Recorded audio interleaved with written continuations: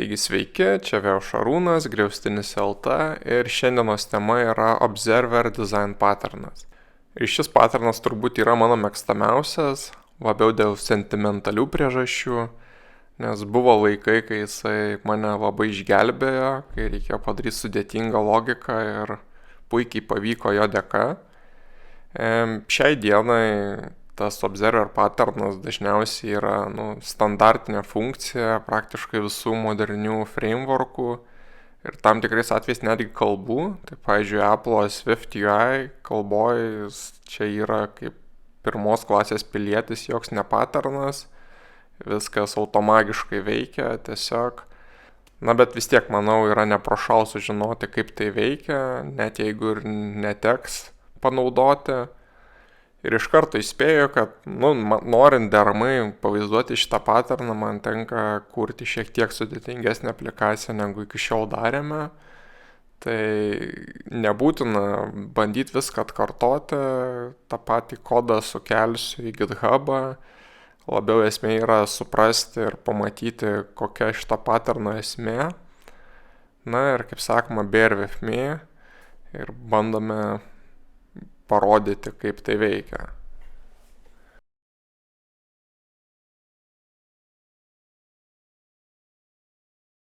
Kaip visada susikūrėme naują projektą, pavadinsiu jį Weather Station, nes ką mes kursime, tai aplikacija, kuri rodo orus.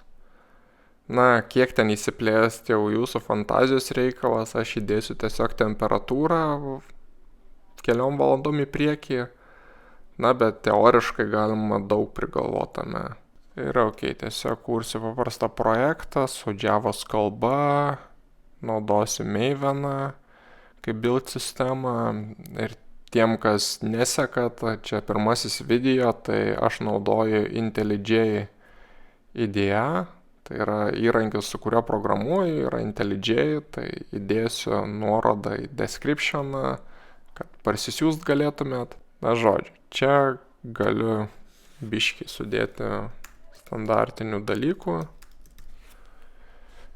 ir panašu, kad tvarkoja.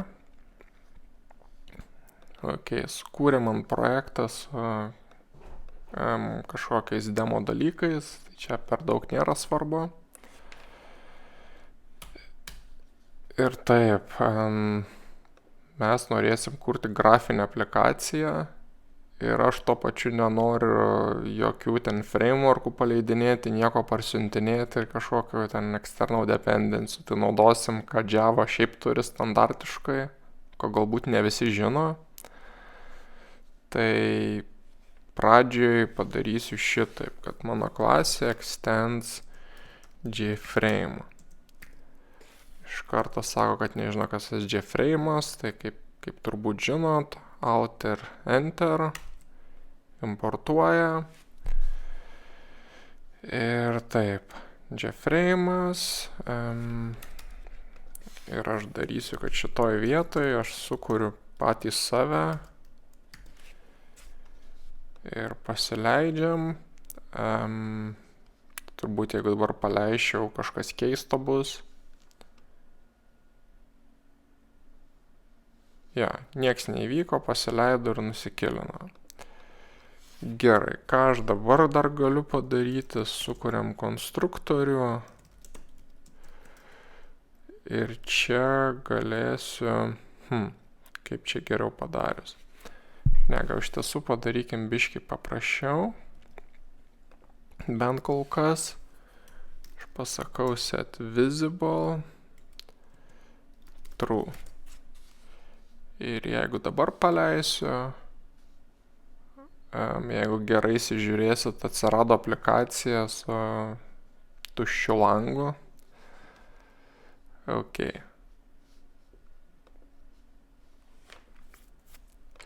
Taip, pabandom bent, kad kažkoks langas būtų.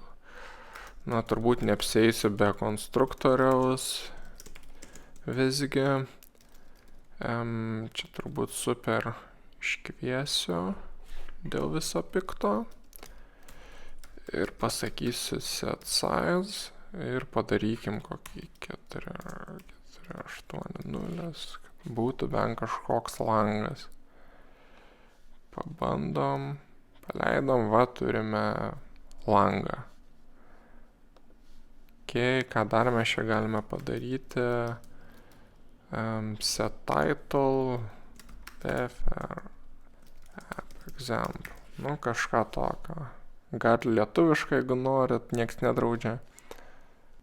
Taip, tai mano tikslas būtų kažkokiu būdu atvaizduoti temperatūrą, nežinau, keliom valandom į priekį. Nu ir galbūt dabartinė temperatūra. Tai, dizaino apdovanojimų čia turbūt nežadu laimėti, tai darysiu primityviau, kiek įmanoma. Ir jo, dabar čia niuansas biški, tai aš kai išjungiu langą, aplikacija dar neišsijungia, tai paprasčiausia galima paspausti raudoną kvadratą ir pasakyti stop main. Tai aš noriu sukurti widgetą, taip vadinamą, tai sakykim kvadratuką, kuris atvaizduos temperatūrą. Pavadinsiu temperatūrę widget. Ir pasakysiu, kad jis extendina JPanelį. Irgi čia Javos UI-aus dalis, per daug neužsiciklinkit, neįsigaskit. Ir, mano atveju jisai turės tiesiog viduje, taip vadinamą,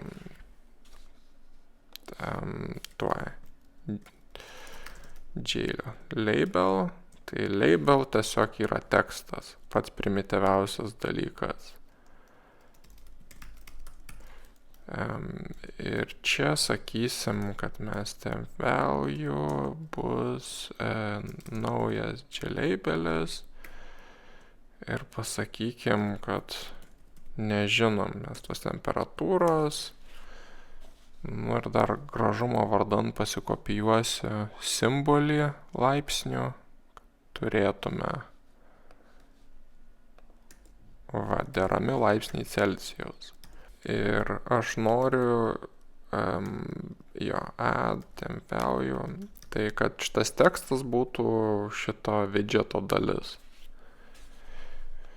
Pridėjau, kažką turėtų rodyti. Ir dabar čia, kai aš konstruoju, gerai, aš tą super gal ištrinsiu, kad jūsų negazdinti. Turbūt veiks ir be jo. Ir pabandykim add ir pabandykim tą temperature widget. Reikėjo kažkaip patogiau pavadinti, bet gerai. Pridedu jį, paleidžiu ir volia, matau savo klaustukus laipsniai Celsijaus. Kas jau yra nebloga pradžia. Galėčiau kažkaip sufabrikuoti tas temperatūras, bet padarykim krūčiau ir pasiimkim iš realaus serviso, kuris teikia tuos duomenis. Tai vėlgi pridėsiu aprašymą nuorodą, yra OpenMeteo ir per daug stenkitės nebombarduoti jo, nes po to užbaninsiu jūs, tai čia berods 1000 requestų gal per dieną leidžia, tai turėkit omenyje.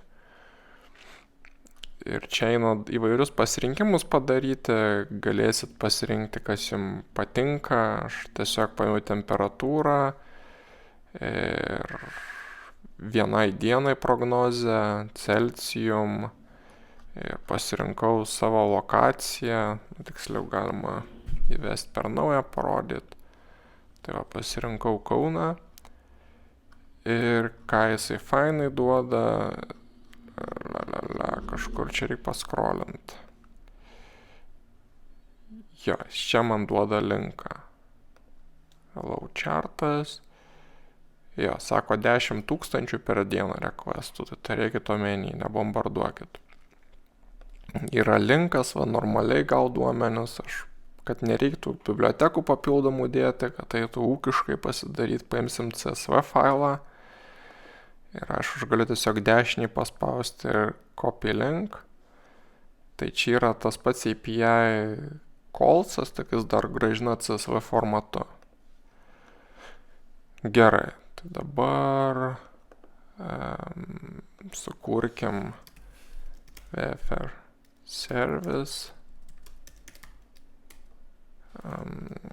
ir įkalsime tą API tiesiog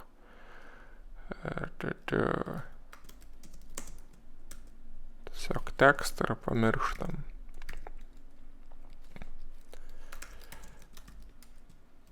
Jo, pasileidžia tas services ir pirmas žingsnis, tai mums reikia gauti tuos duomenis. Ir vėlgi yra įvairių frameworkų, įvairių dalykų, mes nenorim nieko parsisiuntinėti iš principo, tai naudojam, ką Java turi. Tai visų pirma, mes tikimės turėti HTTP client. Ir tą klientą mes galime sukonstruoti čia. Sako client ir HTTP client, new builder.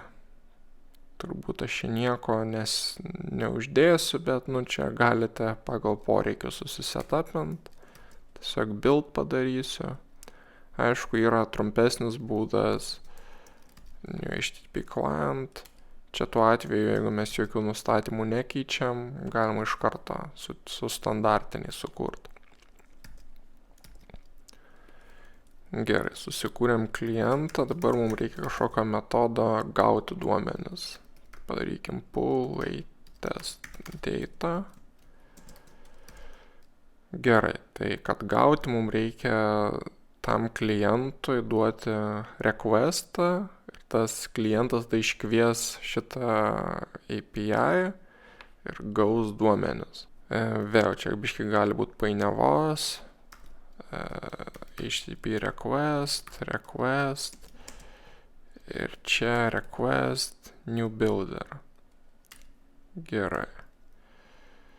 Tai pradžioj jis man sako, kad URI nori, ne paprasto teksto, bet URI. Tai biškai reiks pakonstruoti.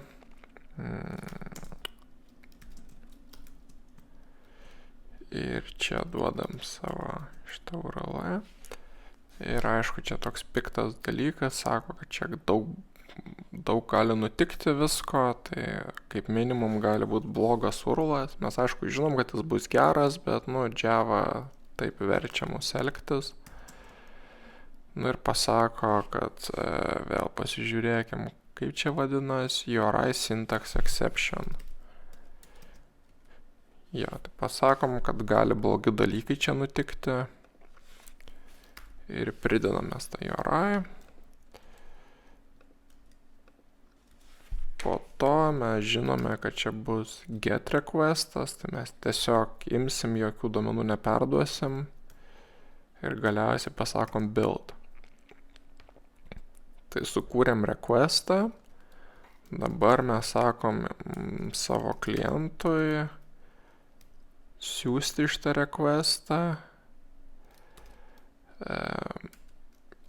ir iš karto man sako, ką daryti su rezultatu, kaip man su juo elgtis, kaip man išparsinti jį. Gerai, HTTP response.body handlers ir čia sakome, kad tekstas bus tiesiog. Ir čia sakom, kad mes gausime responsą HTTP. Čia bus tekstas. Ir vėl Javos niuansai sako, žiūrėkit, kiek čia blogų dalykų gali pakeliui nutikti. Tai kaip minimum IO exceptionas gali nutikti ir gali interrupted exceptionas nutikti. Na, bet galiausiai mes gauname atsakymą kažkokį ir dabar iš to atsakymo reikia kažkaip ištraukti duomenis. Tai vėl yra tvarkingų būdų, darome kaip įmanoma paprasčiau. Tai ką šiaip siūlyčiau, pirmą tiesiog tą download CSV padaryti, atsiversti ir pažiūrėti, kaip atrodo duomenys. Tai matome, turime CSV failą, turime krūvą eilučių ir, nelabai čia tinkamai jisai padarytas, tai persipina biški duomenys. Tai aš ką norėčiau, tai pirmas 4 eilutės iš viso praleisti, o po to tiesiog pirmas stulpelis data, antras stulpelis reikšmė ir viskas. Tai panašiai ir padarysim. Taip, turime tą responsą, pasiemame body ir sakome, kad splitinam per naujas eilutės. Tai vėl, čia labai aš greit bėgu, galbūt kažkam neaišku, tai CSV formatas veikia taip, kad yra n eilučių ir stulpeliai yra atskirti, šiuo atveju kableliu. Aišku, gali būti kiti, bet šituo atveju kableliu. Tai reiškia, kad gaučiau visą eilutę, man reikia karpyti per eilutės pabaigos ženklą, o kad gaučiau stulpelį, reikia man karpyti per kablelį. Tai padarom šitaip. String. Taip, ir gauname masyvą eilučių.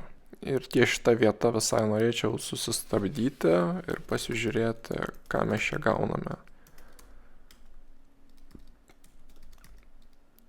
Čia įmesiu bilę, kad kažką printintų, bet dabar aš noriu, kad prieiti iki to taško. Tai čia sukuria mums tą aplikaciją, bet tuo pačiu aš sukursiu, gerai, pavadinkim deramai, sukursiu šitą ir pasakysiu, kad noriu naujausių duomenų. Aišku, sako man, kad čia daug visko blogo gali nutikti. Į tai aš atsakau, kad gerai, catchinu visus exceptionus. Ir jeigu kažkas blogo nutinka, tai paprintinam į konsolę. Taip, pasidariau, čia taip, iš šitą vietą breakpointas, tai spaudžiu dešinį, sakau debug.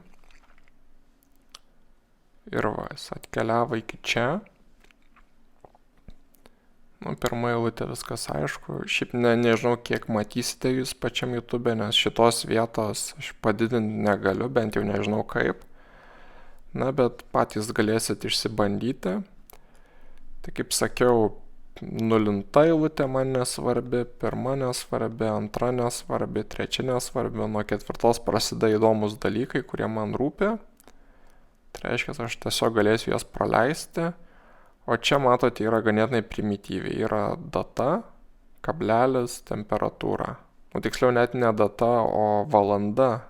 Nes čia tiesiog ima šiandiena ir valanda šiandienos. Ir eina nuo paties ryto iki paties vakaro. Gerai, tai gavome duomenis, viskas ganėtinai fainai. Tai kaip aš galiu tiesiog sukti paprastą ciklą. Ir kaip sakiau, nuo 4 man tik tais rūpi eilutės. Ir pasakau, kad rows length, kad neviršyčiau eilučių kiekio. Ir suku ciklą. Ir dabar kiekvieną eilutę. Gerai, sakysiu, kad tą eilutę rows į to eilutę splitą padarau per kablelį, kaip minėjau. Ir žinau, kad pirmoji reikšmė bus data. Ir aš būsiu toks drąsus ir bandysiu iš karto parsint. Sakysiu local datetime pars. Ir iš čia paimsiu pirmąjį elementą. Ir gausiu datetime, data, gausiu datetime. Antrasis bus skaičius, temperatūra ir vėl ganėtinai drąsiai sakysiu parsinu iš antrojo stulpelio. Ir jeigu pavyks, aš gausiu visus šitus duomenis.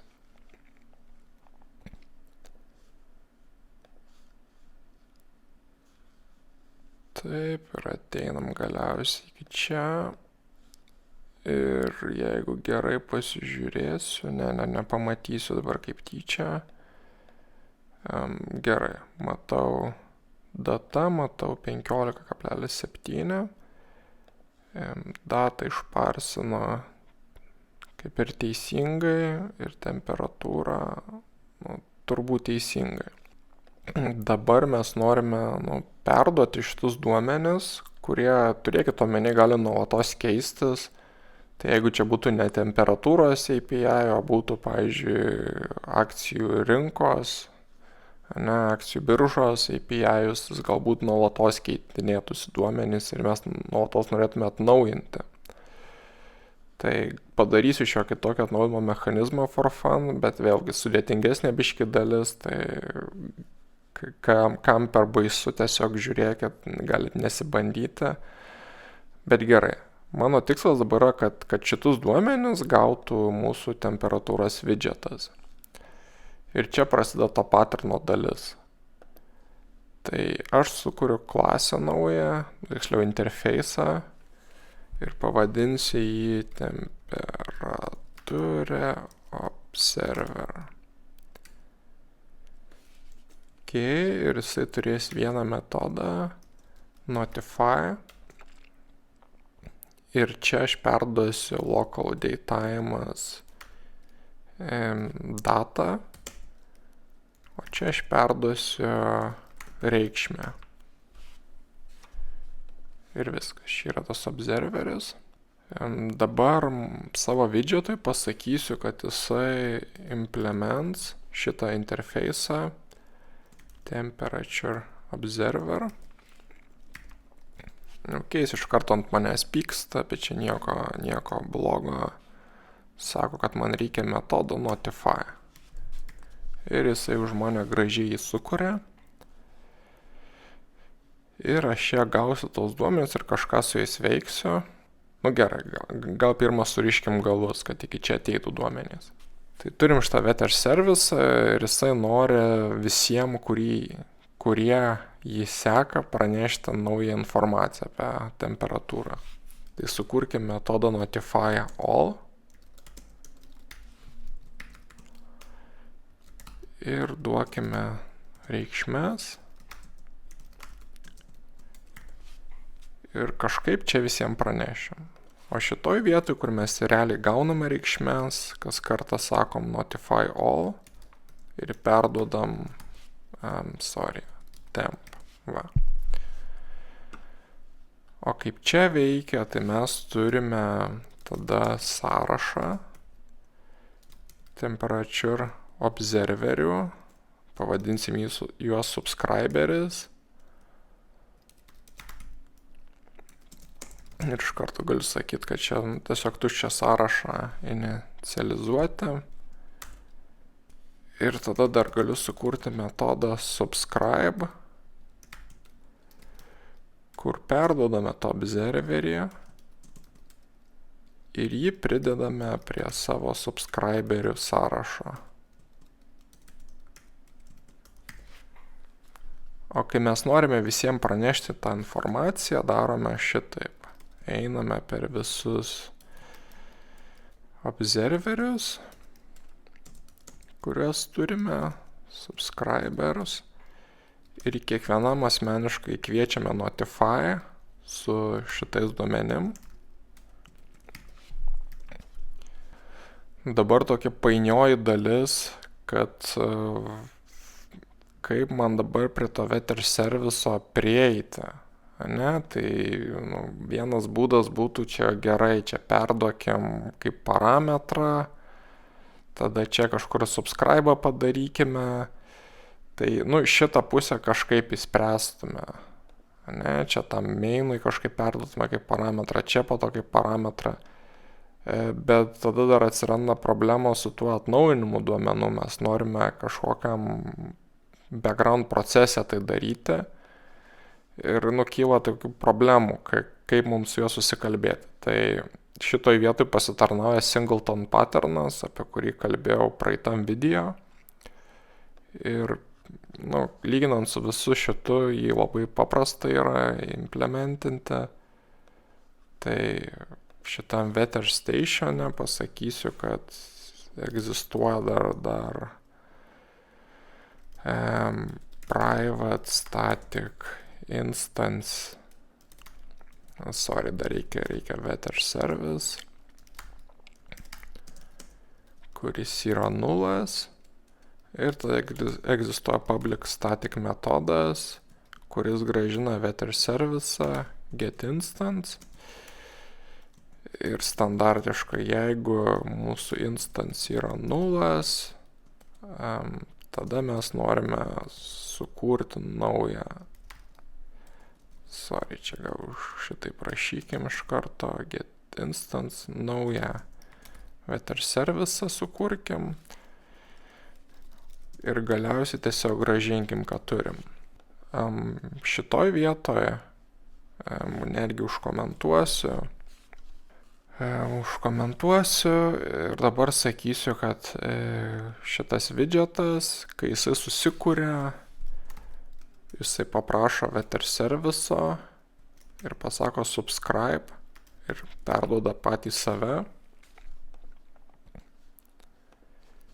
Ir viskas užsiregistravo pas vetter service'ą ir per šitą notify jisai ketina gauti naujausią info. Paprastumo vardan galime dabar tiesiog pradžioje iškviesti.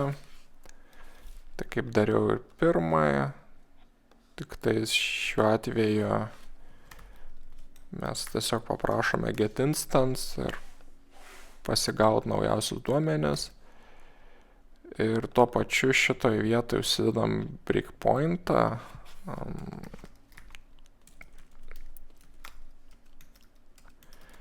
Čia biški šito editoriaus niuansas yra, kad jeigu nėra jokio kodo, neina breakpointą uždėti. Tai užsidedu ir paleidžiu debug režimu.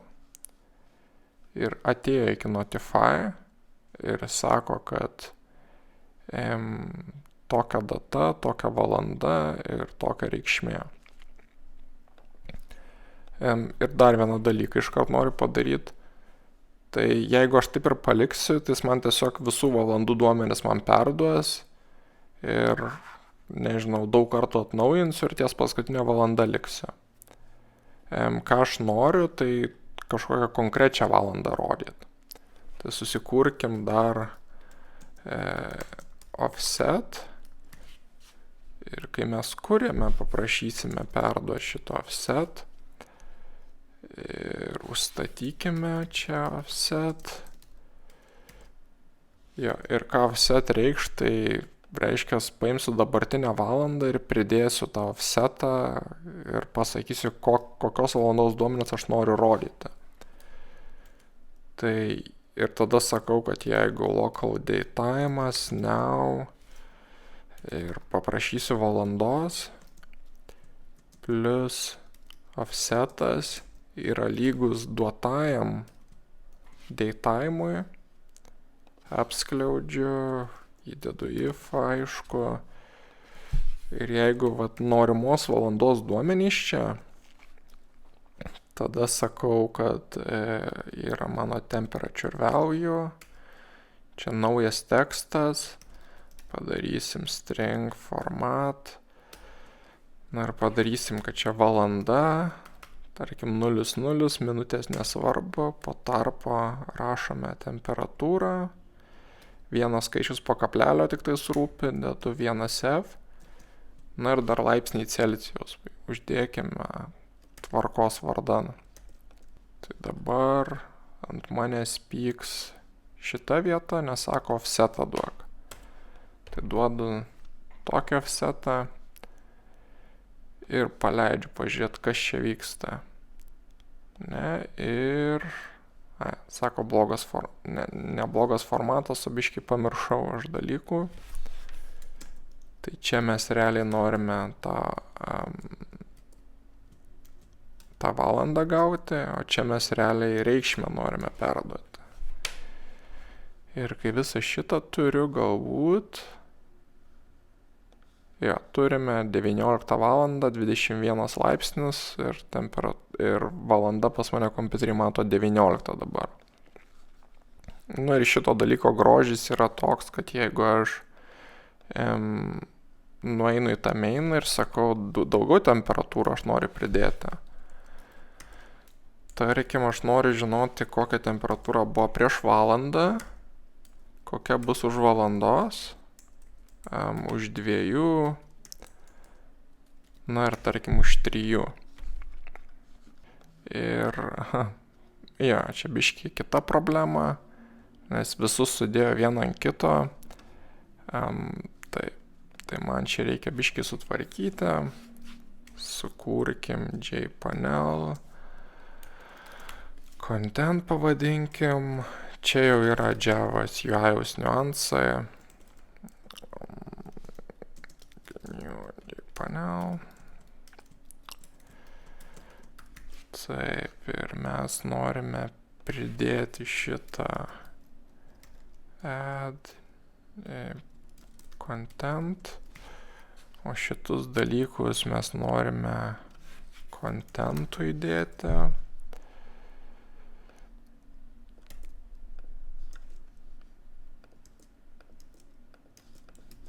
Ir turbūt vis dar nesigaus, nes mums reikia, nors gavosi, tai good enough, tada nieko daugiau nedarysiu. Tai žodžiu, matome, kad 18, 19, 20, 21, 22 valanda ir yra temperatūros. Taip, jokio čia dizaino apdovanojimų nelaimės. Jeigu norite gražiau padaryti, tai feel free. Čia galima ir ikonėlės viską padaryti, nes tas orų API vis gražina ir daugiau informacijos, tokios kaip ar apsiniaukia, ar saulė šviečia, drėgmė, visą kitą žodžių gražina. Tai čia galima iki begalybės susižaisti. Na, bet norėjau tiesiog atvaizduoti.